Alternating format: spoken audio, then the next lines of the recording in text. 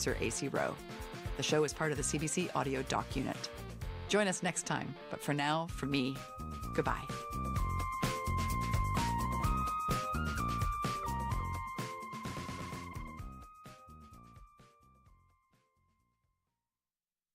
This is CBC Radio 1, 990 AM, 89.3 FM in Winnipeg. Your home, your street, your neighborhood, your community, your country, your world, your news. Your news that matters. News that belongs to you.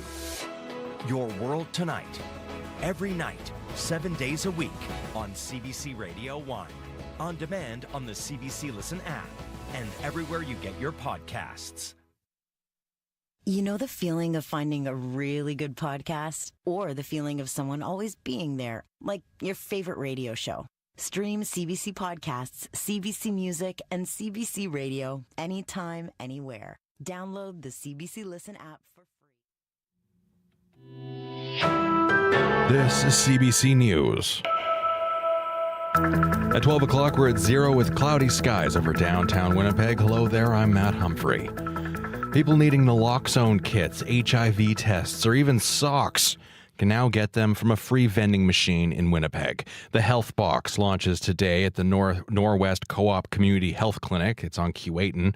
A person created an anonymous account on a touchscreen and can get the items they need. The clinic's Shannon Milks says the machine will also track data in a 3-year study out of St. Michael's Hospital in Toronto. Milks also says the data will assist them in making sure they're keeping up with community needs. If we find that sexual health supplies, say sex supplies, the condoms and lube are used the most, that really tells us that there's more of a need for education in our community or other programs that we might want to increase the frequency that we're offering those things. Milk says any information gathered has no personal information to identify the person using the services. The newest tower in Winnipeg's True North Square is now open for business. The Wawanesa Tower is the latest building to open at the downtown square. The insurance company headquarters will bring 1,300 employees into the downtown. Jeff Goy is Wawanesa's CEO. He says it is important for a company with deep roots in Manitoba to give back to the city. We are going to invest over a 3-year period, $500,000 in downtown Winnipeg. $450,000 over a 3-year period for the Downtown Biz environmental team, planting trees and community cleaning of downtown. $50,000 will also go to the Downtown Community Safety Partnership over 3 years. The building features a mural of the village of Wawanesa from when the company started in 1896. It also depicts architectural representations of the Souris River and wheat fields. Prime Minister Justin Trudeau is in Alberta meeting with Premier Danielle Smith. He says the top item on the agenda today is dental care, but Smith says there is another important issue they also need to discuss. An area where we don't quite see eye to eye, the carbon tax. I think we've now seen 7 premiers have suggested that we need a pause on April the 1st. So I'm very hopeful that we can maybe come to some solution on that to address issues of affordability. Speaking about the carbon tax, Smith and Trudeau have not met in person since last summer's Calgary Stampede. Police in Fredericton have identified the man whose remains were found in a landfill on Monday morning. We're not ruling out foul play completely yet. They are asking the public for any information they can provide on 29-year-old Sterling Hunter. Chief Martin Gadet says the autopsy is being completed, but it will take some time before police can say what caused the man's death.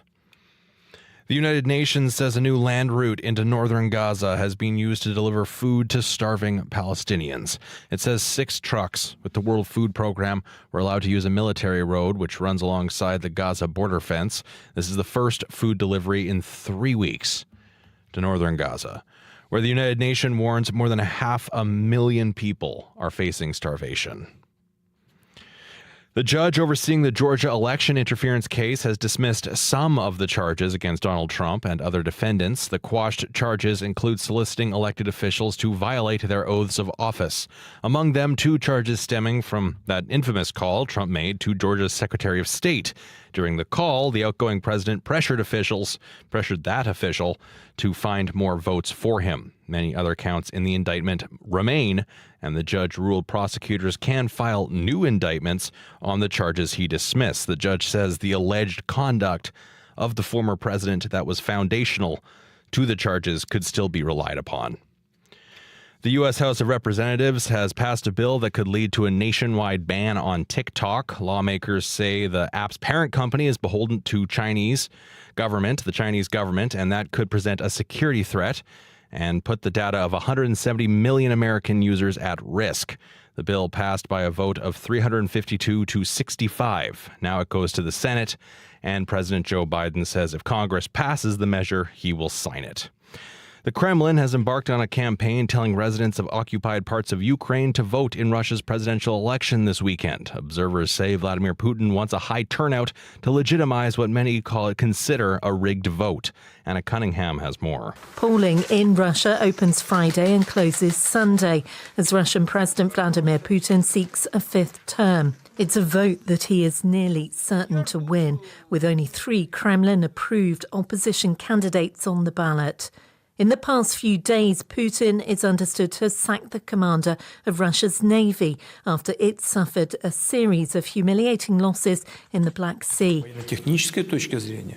Ahead of this weekend's presidential elections, Putin spoke to Russian media, asserting his credentials. He said technically they are ready for nuclear war, and that if US troops appear in Ukraine, he will treat them as interventionists. Anna Cunningham for CBC News, London. In Winnipeg today, mainly cloudy with scattered flurries or showers this afternoon, a high of +2. In Brandon, you have a freezing rain warning with a high of +3 degrees. Dauphin, a high of +2. Periods of light snow. Flin Flon, a chance of flurries, a high of -2. Thompson, a good chance of flurries, a high of -5. And in Churchill, a high of -10 with a good chance of flurries. Right now, you're listening to CBC Radio 1.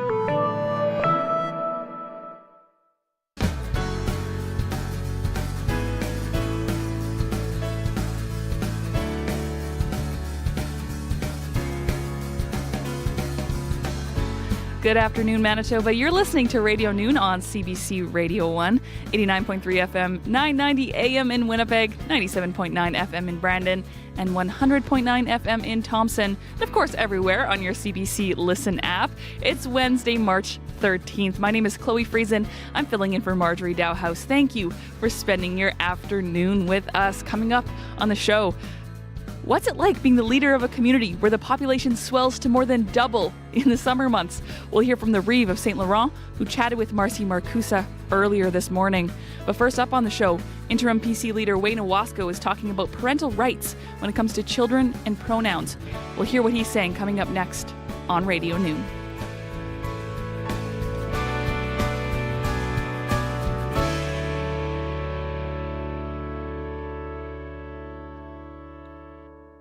The interim leader of the Progressive Conservative Party is once again talking about parental rights. Parental rights was a plank of the failed PC re-election campaign last fall. The party said parents should be informed by schools if their kid wants to change their pronouns or use a different name. Conservative leader Wayne Owasco talked about it in a Globe and Mail interview published yesterday. Later in the day, he spoke to reporters. Here's some of what he said. You know, myself being a teacher and a guidance counselor for many years, we all know that parents, guardians absolutely love their kids. And in regards to various different things, various topics within our education system, I know that as teachers, we've for years, and as a matter of fact, I spoke to this at the Manitoba Teachers Society education debate during the election. We've got all teachers have always wanted more and more parent involvement in the kids' education. And we know that parents and guardians love their kids. Does your party favor requiring teachers to get parental consent for students under 18 to change their pronouns? So right now, Steve, in a couple days from now, it'll be 8 weeks as interim leader of the party. And definitely there's going to be within some time between today and the future, there's going to be a new leader chosen for the Progressive Conservatives, and they're going to be coming out with policy as they see fit or for our party. I like to think that when I look back to our election, to the 2023 election, I strongly believe that, and as I've stated this multiple times, even the very first day that I was appointed interim leader, that we lost the election. The Progressive Conservatives lost the election in 2023. The NDP didn't win it, and I think that's where myself as interim leader, working with my re-elected colleagues and the class of 2023, we're again working towards rebuilding that trust and rebuilding the party as we move forward here in Manitoba. You're not really answering my question, though. Does the party favor requiring teachers to get parental consent for students to change their pronouns? Yeah, okay. So I think, Steve, the answer to your question is basically this. We always feel, and we always have felt, and I believe that there's a lot of parents and guardians out there that feel that if there is significant things happening within the school system, I think parents do deserve to be notified and be let know of whatever topics they are. If you've read the Globe and Mail article, and we talk about some examples that I shared in the article as well, I think at times, again, I go back to the fact that parents and guardians absolutely love their kids. I think when students, and not I think, I know this for a fact because of my experience, when students are in school and they're having difficulties on whatever topics they are, whether it is their identity, I think their fear of how their parents are going to react, most times, the times that I've had to deal with it as a guidance counselor and work with parents and guardians and outside school supports, most times, I would say 98% plus, the fear that the students are experiencing and the anxiety prior to them actually having to sit down with school support with parents is alleviated once they have that open conversation with their parents. Because I really truly feel that at the end of the day, parents absolutely love their kids and they want to see what's right for their kids. That was Wayne Owasco, the interim leader of the Progressive Conservative Party. The reporter you heard asking those questions was Steve Lambert of the Canadian Press. Premier Wab Kinew responded to Owasco's comments in the Globe and Mail. During question period, he said in part, quote, "The hate-filled campaign that the PCs ran in 2023 relied on transphobic sentiment, and the PC party leader of the day is hoping to put an exclamation mark on his remarks now. This sort of division, I think, was rejected in the election by Manitobans, and it's disappointing that the message hasn't been received by the PC's interim leader," end quote. Earlier this morning, we asked listeners to call in and give their thoughts on the issue. Here's what some of you had to say. Hi there. This is Ian Neufeld-LaRue from St. Malo, Manitoba. And I just wanted to call in to say, as a parent of two kids, both are non-binary, and as a former youth health educator working in high schools all over Manitoba, I just think it's so important that schools be a safe place for kids to be who they are and be acknowledged and respected for who they are. Because unfortunately, we just can't guarantee that home is a safe place and that parents are safe people. And I would want that for my kids too. And I think that any parent that cares about their kids should want that too. Thanks a lot. Take care. Hi, my name is Gina. I definitely think parents should be informed because nobody has their child's best interest in mind than a parent.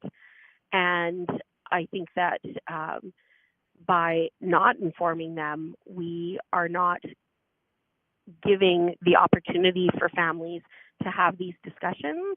And I think that we have to give them the help they need to have the discussions effectively and affirmatively. But they should always have that option because this is their child. Thank you. Hi, my name is Chaz Van Dyke. Yes, most parents, as one of your listeners stated, will treat this in an appropriate way.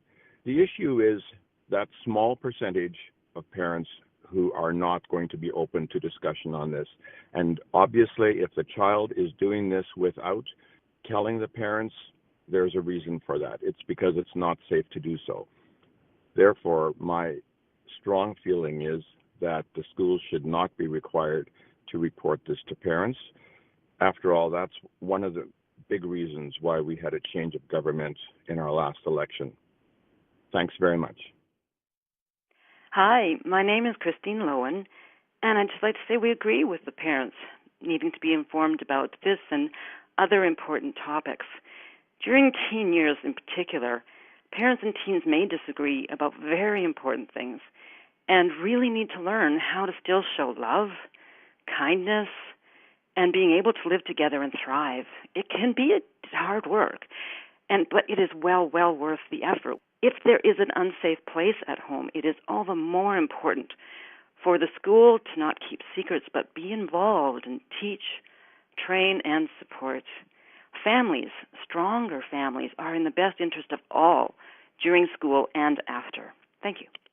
Those were comments from CBC listeners who called in this morning to give their thoughts on the parental rights story. And for more on this, you can head to cbc.ca/Manitoba. Whether it's breaking news from around the world, across the country, or in your own hometown, it's all at your fingertips on the CBC News app. Get the top stories from where you live under the local tab, or watch video clips, live events, and the national on your smartphone or tablet. Get all the news you want, when you want it, where you want it, with the CBC News app. Download the app for free today. It's just about 12:16. You're listening to Radio Noon here on CBC Radio 1, 89.3 FM in Winnipeg, 97.9 FM in Brandon, everywhere on your CBC Listen app. I'm Chloe Friesen filling in for Marjorie Dowhouse. Thank you so much for joining us this afternoon. Lots still to come on Radio Noon, including the RM of Richat is aiming to launch its rural car sharing program in the spring. We'll learn more about that coming up here on Radio Noon as well. The largest Métis population in North America, a community spread over many kilometers, and some epic water views on Lake Manitoba. We'll hear more about the beauty and the challenges of St. Laurent coming up in a discussion with the Reeve. Taking a look at the weather across the province, we're seeing some scattered flurries across southern Manitoba today that could turn into the risk of freezing drizzle. There's a strong area of low pressure that moves across northern Manitoba, might bring some snow rain mix there. Here in Winnipeg, mainly cloudy today, scattered flurries, risk of freezing drizzle, as I mentioned, high of 2 degrees. We are currently sitting at 0. Overnight, mainly cloudy, scattered flurries will taper off in the evening, low of -3. Some temperatures across the province. Churchill, light snow, -12. Portage, you're looking at light snow and 0. Our hot spot is Pinawa at 4 degrees. Our cold spot to Dooley Lake at -15.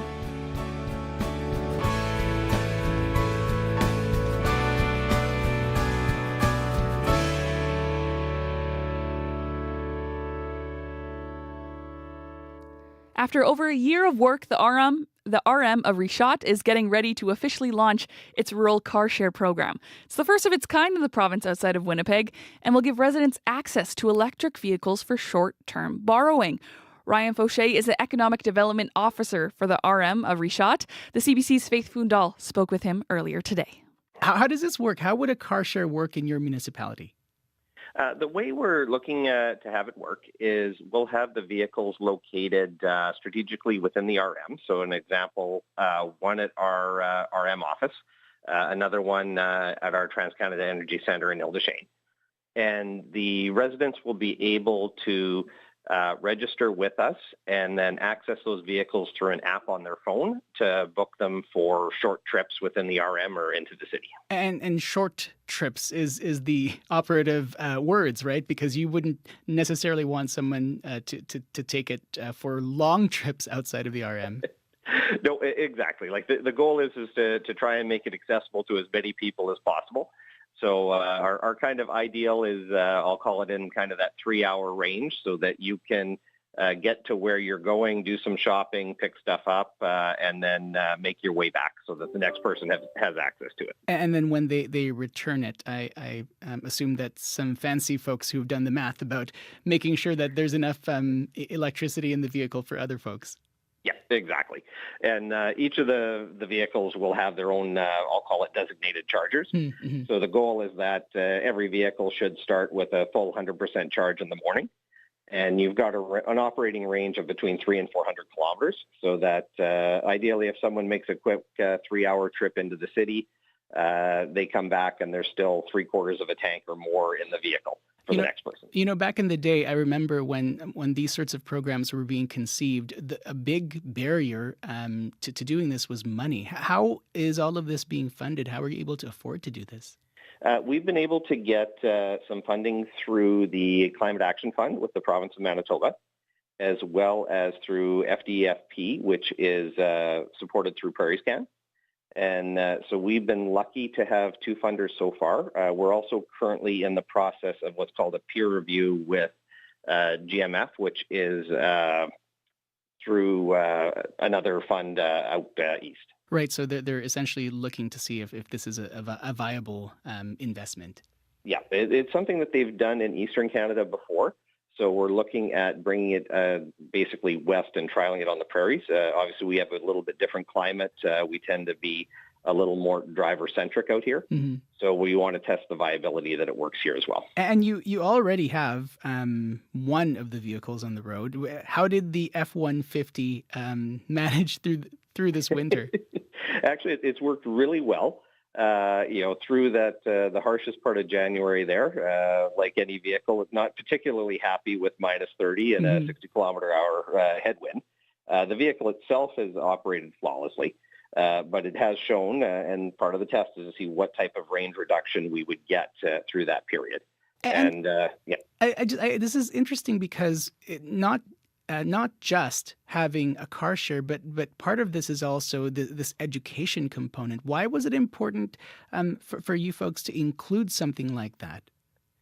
I think it's important because there's a lot of, I'll call it opinions or perceptions of what electric vehicles are like. That's a much more nicer way of describing it. No, and that's where I've taken quite a few people for drives and put them behind the wheel so far. And I would say within the first 5 minutes, they're sold on it, but they were definitely skeptical getting into it in the first place. And I think once it's to expose people to it, because you can't just go, I think you can't entirely, but just going for a test drive at the dealership or something like that is completely different than going for a 2 or 3 hour trip around the perimeter and back. Yeah, and perhaps even feeling that, I don't know if anxiety is the right word, of, oh, shoot, did I charge this long enough to be able to make it? Well, that is the biggest one, and I'll say I went through that myself with it. And once you actually get in that vehicle that is 100% charged every time that you sit down in it, that quickly disappears. But you do definitely go through that initial one when you're watching what they term the guessometer change in front of your eyes, and it's like, okay, am I going to make it or not? And it's like, oh no, that's no problem. I have to say, I imagine that. So I have a version of that where I don't like having the reserve fuel. Yep. I like having at least a quarter tank of fuel, and I imagine conversations like that with other people's partners might be a little bit different given the electricity part of it. You're hoping to have this project launch, in late April or early May? How much longer do you need to be able to get things done? We're actually, you're bang on. We're looking at, we're targeting kind of that May launch. We want to get a student hired here for the summer that's going to be attached to, I'll call it that experience aspect of getting these vehicles out to people. And then we want to add our second vehicle here very shortly, and then hopefully a third one before summer starts. Your RM is the first to attempt this kind of project. If or when maybe successful, you might have other RMs that might be jealous and want to do the same thing. And that's where, when I talk about the funding, we currently have what I call that seed funding to get us going. And we have actually already put in for funding applications to expand it to 3 other RMs adjacent to us. So we're hoping as that makes it through the Rural Transportation Solutions Fund, we will be able to increase that number of vehicles fairly rapidly. Ryan, safe travels and have an electrifying time. Take good care. You bet. Thank you very much for your time. Take care. Ryan Fauché is the Economic Development Officer with the RM of Richat. He was speaking with the CBC's Faith Fundal. Brady Keeper and Bridget Laquette both played here. What future star will you see this year? The Manitoba Indigenous Cultural Education Centre Annual Indigenous Minor Hockey Tournament is back March 22nd to 24th at the Hockey for All Centre. The best Indigenous minor hockey players in Manitoba come together in competition, and CBC is a proud sponsor. Visit cbc.ca/Manitoba/community for more. You're listening to Radio Noon here on CBC Radio 1. I'm Chloe Friesen filling in for Marjorie Dowhouse. The time is 12:24. Time for a bit of music. Here, the latest release from Manitoba's own Fuller Hull. This is Bus 44.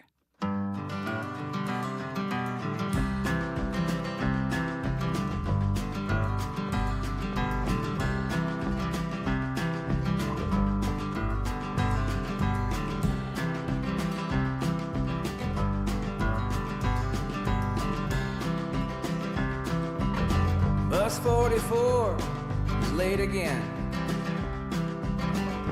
I won't get to work on time. It takes so long just to start my page,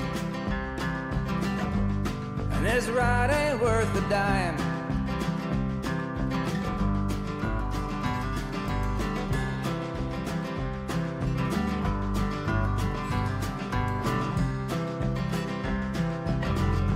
Boss is barking about my attitude. Says I got to try to care, but I'm still thinking about what I'm gonna do when I can get out of there. But I ain't got no plans, ain't sure just where I stand. All I've got are my hands. Maybe I should start a band.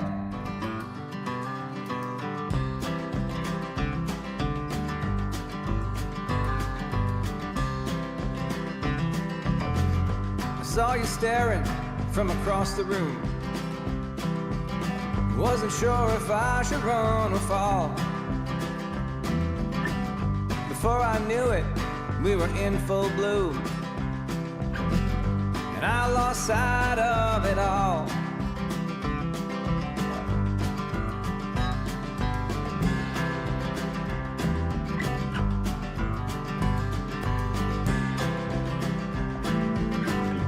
Days to weeks and months to years. Well, time just kind of flew by. Too many smokes and maybe one too many beers. I didn't even have to try. And I ain't got no plans, ain't sure just where I stand. All I've got are my hands. Maybe I'll go start that band.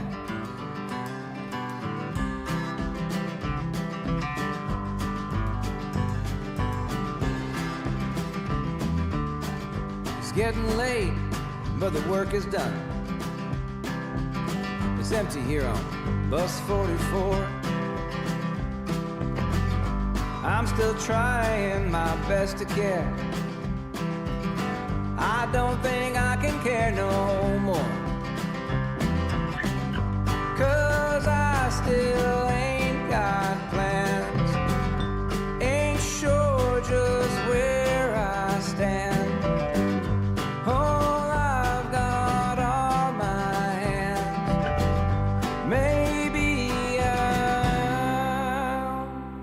I go start that band.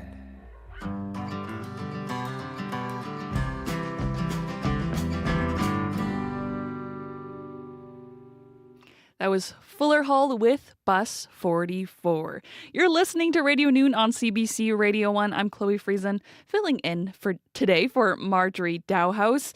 Taking a look at our weather today, we're going to see some scattered flurries across southern Manitoba today with a risk of freezing drizzle. In northern Manitoba, a strong area of low pressure is moving across the territorial boundary there, so you could see some snow in northern Manitoba later on in the week. Of course, CBC weather specialist Riley Lachuk will join us to break that all down for you and give you a better sense of what to expect in your forecast. Still, lots to come here on Radio Noon, including a number of First Nations in Canada are considering the pros and cons of having their own police force. At least one nation in southern Alberta says that despite some financial struggles, it has been a model of success. As well, if you were tuning in this morning to Information Radio, you heard from the team up in St. Laurent. It's got the largest Métis population in North America, and it's a community spread over many kilometers and some epic water views on Lake Manitoba. We'll hear more about St. Laurent coming up here on Radio Noon. Your CBC Local News is next. This is CBC News. At 12:30, we're at +1 with cloudy skies over downtown Winnipeg. Good afternoon. I'm Matt Humphrey. A community clinic on Keewatin in Winnipeg will be the first in the city to have a harm reduction vending machine that will also help in national research. The Health Box machine, launched at noon at the Norwest Co-op Community Health Clinic. People can set up an anonymous account and have access to items like needles, HIV tests, and condoms without needing to interact with people. The clinic's Shannon Milks says anonymous data will be collected to help them. It'll also help the MAP Center for Urban Health track community needs.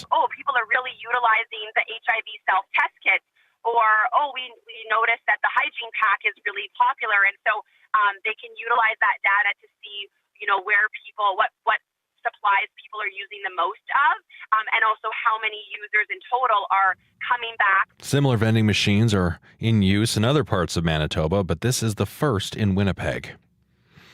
Manitoba Mounties are warning you about a grandparent scam in the Stonewall area. Police say a senior lost $16,000 late last month. Police say a 79-year-old was called by someone claiming to be her grandson who needed $8,000 for bail. Fraudsters picked up the money from her home and she was told not to tell anyone. The next day, she was told an additional $8,000 was needed to pay fines. And again, a fraudster came to her home and collected the money. When scammers called for her a third time and she went to the bank to get the money, a person at the bank told her it was likely fraud. What happened was reported to police, and this time, when the fraudster came to pick up the third payment, he was arrested. A 32-year-old now faces fraud charges and is in custody.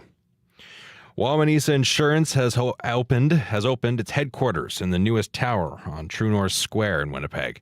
The 21-story tower on Carleton Street will become home to 1,300 employees. Jeff Goy is the CEO of Wawanesa. He says the design of the building had to capture the history of the company, which was started by a group of farmers in 1896. Overhead shot of the village of Wawanesa, nestled along the Souris River. When you go into True North Square and look up at this building, you can see the design feature that represents the Souris River. In various places here, you see the elements that look like wheat fields or the Tyndall stone on the main floor lobby. Goy also announced Wawanesa will invest $500,000 over the next 3 years in the downtown. $450,000 for the downtown biz environmental team to plant trees and beautify the downtown, and $50,000 for the downtown community safety partnership. And that's your CBC News from Winnipeg. Thanks, Matt. Back soon. That's Matt Humphrey with a look at your news. CBC weather specialist Riley Lachuk joins us now in studio. Riley, I've been hearing about some scattered flurries across southern Manitoba today. What are we going to see? Yeah, a few scattered flurries across southern Manitoba today, even some freezing rain and some rain showers earlier in the day through parts of western Manitoba. But right now we are seeing some flurries just kind of moving along that Trans-Canada corridor, even some mixing in there and a little bit of rain into extreme southern Manitoba, areas like Pilot Mound into the Morden-Winkler region. So expect that to continue as we get through the day today, Chloe. But Oh, there's a but. I always have a but. There's Okay. a change on the way as we get through the day. On Thursday, we are expecting to see some sunny breaks of the afternoon. Starting Friday, sunny. Clouds build in and a low pressure system from the territories sink south, bringing mainly a snow event to the northern part of Manitoba through the day Friday. Some of that will sink further to the south into the Interlake, into the Red River Valley. I've got this as periods of rain and snow through the afternoon on Friday. Accumulation-wise, really looking pretty negligible, like trace to maybe 5 centimeters of snow and probably up to about 5 millimeters of rain in the south at this point. Some higher accumulations in parts of northern Manitoba, which we'll get to in the coming days as the model runs kind of start to align here. But looking at temperatures now, right on the freezing mark, really across southern Manitoba, 3 degrees in Melita, Brandon, Winnipeg, Victoria Beach, all at 0 this hour, and some cooler air starting to usher into the north as well. So we're looking at that those lingering scattered flurries across southern Manitoba today. Maybe some mixing through the Morden region at 5 degrees today, 2 in Winnipeg, 1s in both Brandon and Dauphin, and a chance of some flurries moving into northern Manitoba as well. -4 in Thompson, -5 in Gillam. So Friday, periods of rain and snow, 4 degrees for Winnipeg, southwest winds at 40, northwest winds at 50 on Saturday with morning flurries. And Sunday, we're looking at -4 and north winds up to 50. So we're looking at a windy weekend ahead, and All right. temperatures kind of roller coasting a little bit. All right. Well, thank you for all that. Even what came after the but, I I know. appreciate it. Thank you, Riley. No problem. It's your CBC weather specialist, Riley Lachuk.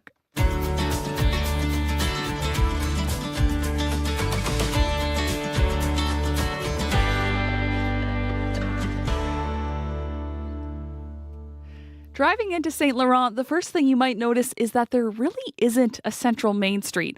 This community was settled by lake allotments, and so the houses are spread out for many kilometers in a row. It's also home to many beaches, including Twin Lakes beaches, Laurentia, and Sandpiper. It's a classic big sky prairie Manitoba. Information Radio was live from St. Laurent this morning. Host Marcy Marcusa spoke to the Reeve of the RM of St. Laurent. That's Rick Chartrand. Marcy started by asking what he loves best about being a leader in that part of the province. I love the challenges. I love the fact that since we've been in council that we're making changes for the community, and we're noticing the changes. The people are starting to become more and more involved in the community. They're volunteering more. And that to me is proof that what we're doing is positive. Tell me about when you say a fairly new. I know that you're fairly new in your position. Also, a fairly new CAO and councillors. Tell me what that vision is that you guys have. That you're telling community. Come on board with us. That you believe is working. One of the things that we all decided, and the 4 councillors and myself were all newly elected. One of the things we wanted to do was to make St. Laurent more visible to the people in Manitoba, to put us on the map, to show what we do have to offer the beaches, to offer the many different things that are in the process. What's in the works right now that you're excited about? Well, we're really involved with the MMF, and one of the things the MMF have just done is they opened up their daycare, which was a 45 space daycare. They're also in the works of doing a golf course. The golf course is up and running. Hopefully by April they'll have the clubhouse, the restaurant will be running. They're also developing approximately 80 sites for camping and RVing. And so you've got such a diversity of population here.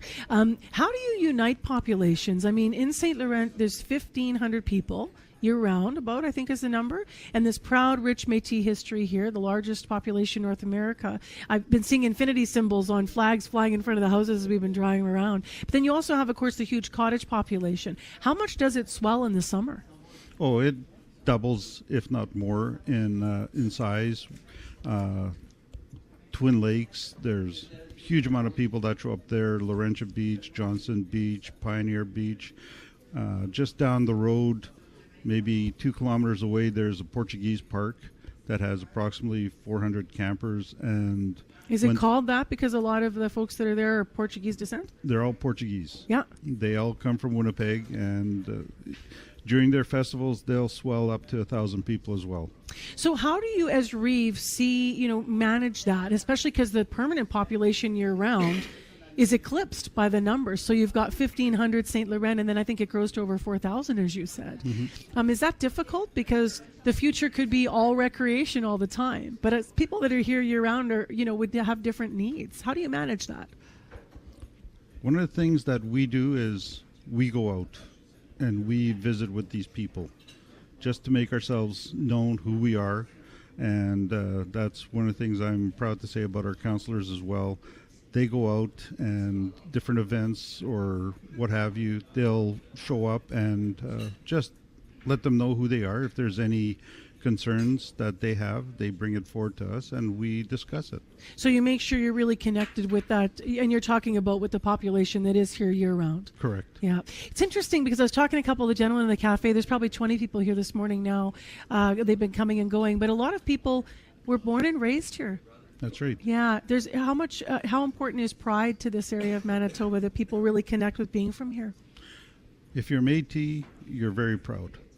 And as you had mentioned, the population here year-round is probably 80% Métis. And one of the things they've mentioned is they want to bring that pride back into the community. And one of the things we had was what was called Métis Days. Mm-hmm. And that went away because of COVID, what have you. But last year, they approached us and we helped them bring it up one day. This year, they're going to do it again for 3 days in a row. And in the wintertime, there used to be a winter festival. It was called Manipogo, which is the monster that's on Lake Manitoba.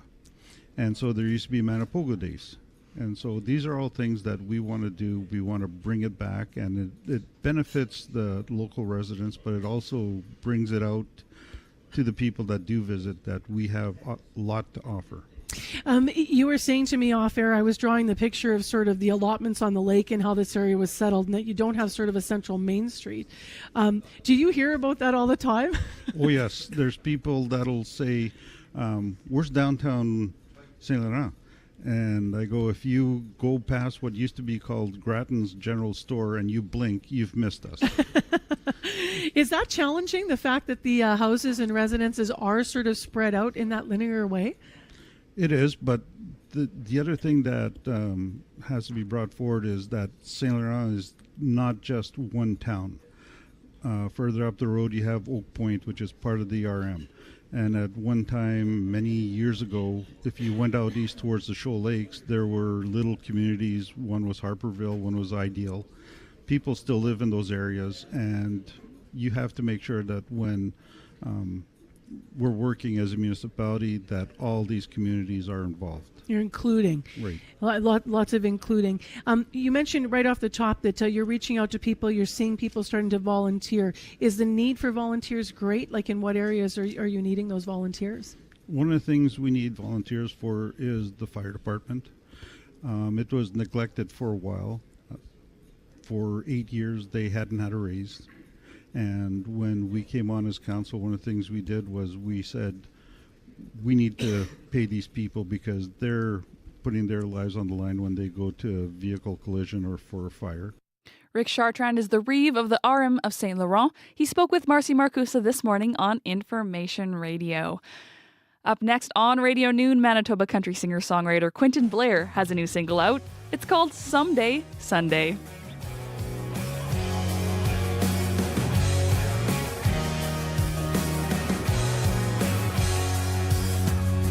Said one day we were gonna roll down that old gravel road, grab a bottle of red in that old truck bed and just see where things go. Cuddle up so sweet on that big bench seat to some AM radio. No more could have been or should have been. Baby, let's go It's a Sunday, Sunday. Let's do the things we said we were gonna do one day. Let the world just keep on spinning and time keep ticking away. It's a Sunday, Sunday, yeah.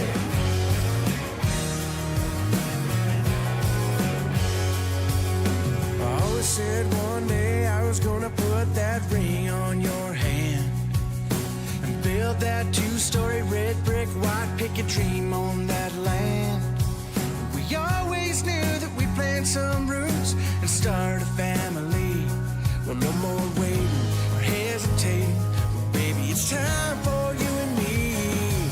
It's a Sunday, Sunday. Let's do the things we said we were gonna do one day. Let the world just keep on spinning and time keep ticking away. It's a Sunday, Sunday, yeah. Who don't wanna waste another minute? Let's get to loving and living.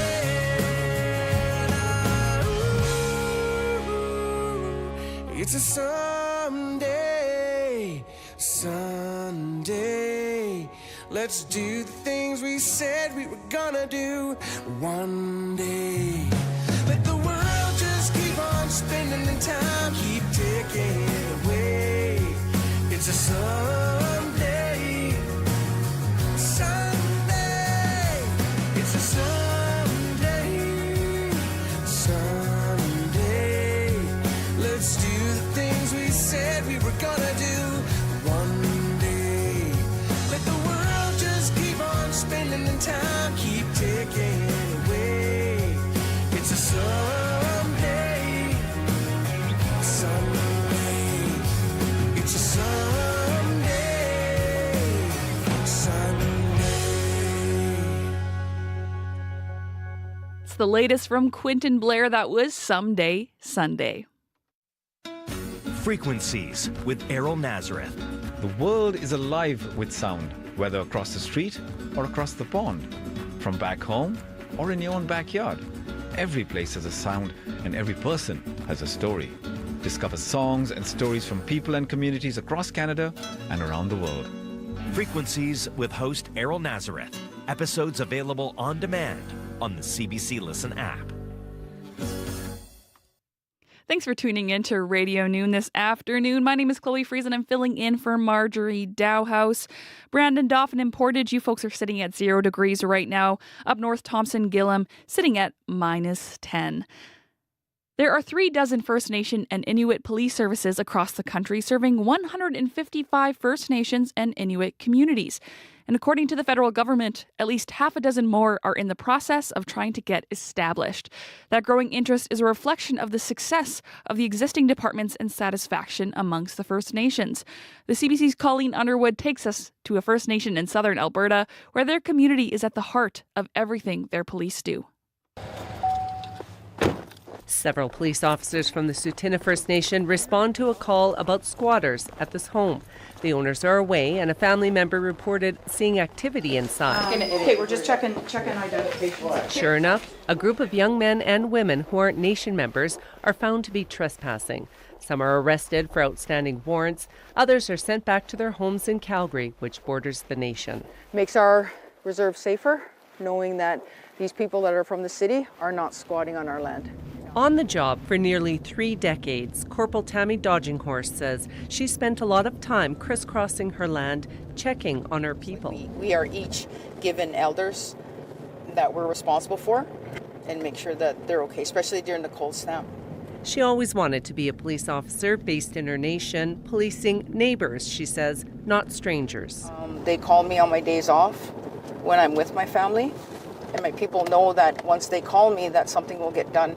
Since the 1990s, First Nations have had a choice with respect to policing. They can be policed by RCMP or a provincial police force. They can have a self-administered police service, or a combination of both.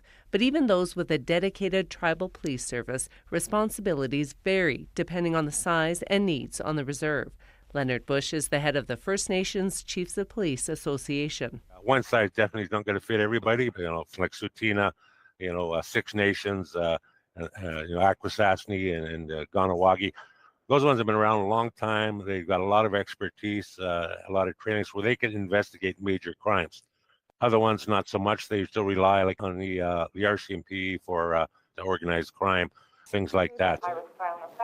The Tsuut'ina service has grown from 2 to more than 24 members as they take on a bigger role in public safety and the community. And instead of us coming in and telling them this is how we're going to police, we want them to tell us how they want to be policed and protected. That's Inspector Dawnlyn Blake from Six Nations in Ontario. She oversees the different programs such as cooking lessons, hoop dancing, and drum making that provide a space for officers and the roughly 2,700 residents to connect and build stronger relationships. But all of these programs cost money, something Police Chief Keith Blake says his and other departments struggle with. We're funded on a model that really has been around since the 90s, and it hasn't changed. The First Nations and Inuit Police Program is just that, a program that's renewed every few years. The federal government covers 52% of eligible costs, the provincial or territorial government covers the remaining 48%, and the First Nation can provide additional funding if they choose. Blake says he's fortunate Tsuut'ina has contributed a lot, but he says they need a better system. What we have now is a very unlevel, unfair playing field. It's very hard to compete in a very competitive profession like policing and say our salaries are less, our pension is incredibly less, our health benefits, our medical benefits, our dental benefits are inferior, significantly inferior comparatively. It's a very difficult job, and they deserve to have the financial stability that other police officers in other areas have. Leonard Bush says over the years, some Indigenous services have failed because they've lost too many members. He says there is a movement underway to improve this model in collaboration with the federal and provincial governments. There's no way that you could just yank all the Indigenous police services without, law and order collapsing in a large chunk of the country. So we say, well, we're here to stay, and we want that reflected in legislation. We want it to be enshrined in legislation that we're part of that, and we want to be treated in that way. Is this Rhonda? Yet Tsuut'ina's police chief says he gets regular calls from other First Nations across Canada and the U.S. curious about starting their own police force. And there are statistics and research that have proven time and time again that the communities that are being served with self-administered are the most satisfied with policing. A satisfaction, Dodging Horse says, that works both ways. Have you noticed that they wave at us? And that's a good thing. A good thing that takes time and commitment to create with very few real days off. 10-4, thanks. For CBC Radio, I'm Colleen Underwood. Public Safety Canada says it's actively working on improvements to the First Nations and Inuit policing program. Officials say they are looking to improve the way it's governed in order to deliver funding faster while respecting jurisdiction and cost-sharing provisions. Hi, I'm Paul Havershrud, host of The Cost of Living, a national business show that looks at everything the world of money touches, which, admittedly, is a lot of stuff. The Cost of Living. Go beyond the facts and figures and discover the compelling business stories that affect the day-to-day lives of Canadians right across the country. Economics, business, and you. The Cost of Living with host Paul Havershrud. Available now on CBC Listen. You're listening to Radio Noon here on CBC Radio 1. I'm Chloe Friesen, filling in for Marjorie Dowhouse. And we're almost at the end of the show here, but we've got a little bit of music to take us out. And it's not every artist that creates a line dancing routine for their new single, but not everyone is New Brunswick's Julie Obey. Here she is now with I Won't Let Your Love.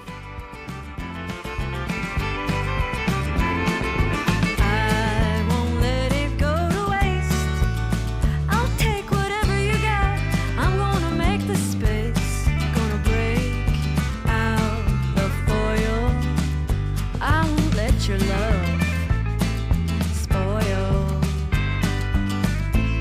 I'm gonna put it all away and make sure to keep it fresh. We might want some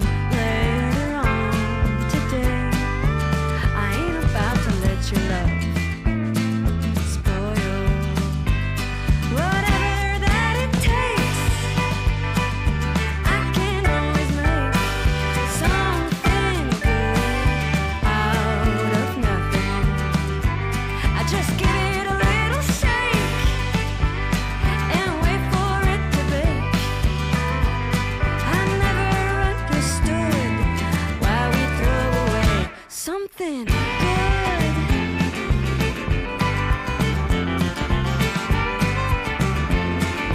'Cause that's what I've been taught. Be grateful and keep it hot. Set it on a low rolling boil. I won't let your love spoil. You can leave it in my care. I'll make a bigger batch so more of us can share. Make it last with a little bit of oil. I won't let your love spoil.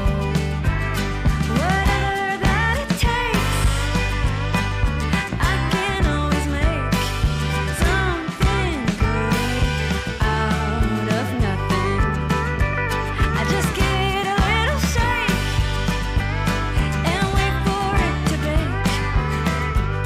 I never understood why we throw away something good.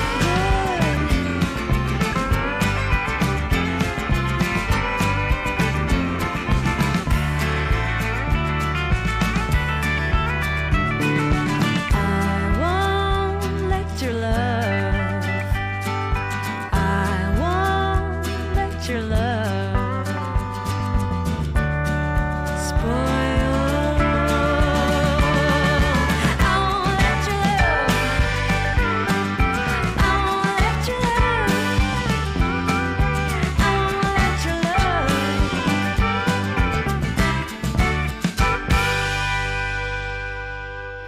Out of New Brunswick, that was Julie Obey with I Won't Let Your Love. And Faith Fundal joins us now in studio. Faith, that's a song written for line dancing. It is. Do you know how to line dance? I mean, I'm Filipino, and so Okay. Whenever we have Filipino parties, Mhm. there's always a group of titas or aunts Yes. that do like a line dance. And of I course, am like the gay uncles. I am so jealous. It's fun. I never learned to line dance, and I've been jealous of everyone who can do it ever since. I will invite you the Thank next you. time. Looking I'm forward invited. to it. Faith, what's coming up on Up to Speed? Speaking of something that people may or may not like or love, Okay. potholes. Oh, you'd be hard pressed to find someone who's a fan of potholes. I mean, there may be folks that like potholes, but we're going to talk about everything about potholes because, as you know, they're back with a vengeance, particularly if you're driving along Route 90. But there are lots of very big ones. So we're going to chat about how people feel about potholes. I think the cat's This is out how of the bag. I feel. I Yeah. grip the steering wheel and I shriek the whole way. You have to slow down. I know I'm driving slow, It's too but scary, I'm though. just yelling the whole time because I'm scared. And we're also hearing that MPI is getting an increase, a reported increase in the number of claims. Maybe not surprising again, but we'll have that conversation coming up on the show this afternoon. Looking forward to it, Faith. And we will not leave you in a hole. Oh, do you get it? I get. Okay, goodbye. Bye, Faith Fundal. You can catch more of them on Up to Speed this afternoon from 3 till 6. Thank you so much for joining us this afternoon on Radio Noon. A thank you to the team who helped put today's show together: Kalkadan Mulageta, Faith Fundal, Abby Adiemi, Matt Humphrey, and Riley Laychuk. Hello, I've been neglecting our viewers on YouTube. Hello to you folks. Brad Lillies has been taking great care of the video stream there. Dylan Longhurst as our tech and director. Our show producer is Nellie Gonzalez. Our senior producer of audio is Leif Larson. Again, I'm Chloe Friesen in for Marjorie Dowhouse. You're listening to CBC Radio 1. Coming up next is Writers and Company.